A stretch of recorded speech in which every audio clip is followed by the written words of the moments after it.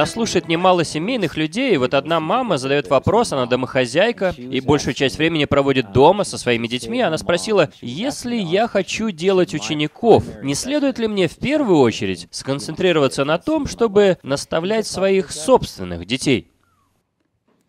Да, в Библии говорится об этом. И, Фрэнсис, было бы здорово, если бы ты чуть позже сказал пару слов о том, как это происходит в твоей семье. То есть библейский взгляд таков, что, безусловно, мы несем ответственность за то, чтобы наставлять наших детей, делать их учениками Иисуса. В 6 главе Второзакония сказано, что нам нужно наполнить наши дома Словом Божьим. И, безусловно, мы стремимся это делать, мы несем ответственность за это перед Богом. Но мы будем обманывать себя, если решим, что лучшим способом делать учеников из наших детей будет запереть их дома и учить их там, вместо того, чтобы показывать им, как это выглядит на практике, в реальной жизни. И вот, Фрэнсис, расскажи, пожалуйста, как это выглядит в твоем доме? Вы знаете, моя жена уделяет очень много времени служению, но она еще занимается и тем, что наставляет в вере наших детей.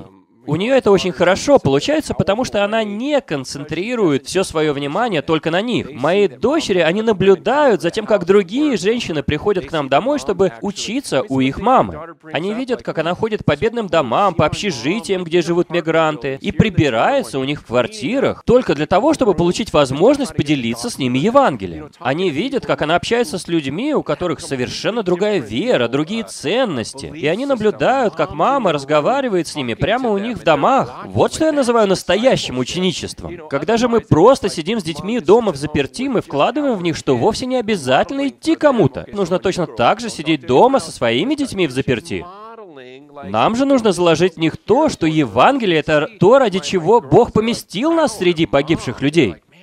И я вижу, что мои дети гордятся своей мамой. Они говорят: «Ух ты, только посмотрите на нашу маму. Там везде грязь и клопы, но она все равно идет к этим людям». Они восхищаются тем, что она делает. И вот для меня это является настоящим ученичеством. Мы часто думаем, что ученичество происходит дома, когда мы сидим за закрытыми дверьми, но на самом деле оно происходит в повседневной жизни, когда дети постоянно видят: мама делится своей верой, мама снова делится своей верой. И вот они видят все это и затем сами начинают воспроизводить, потому что это именно то, что они увидели в своих родителях.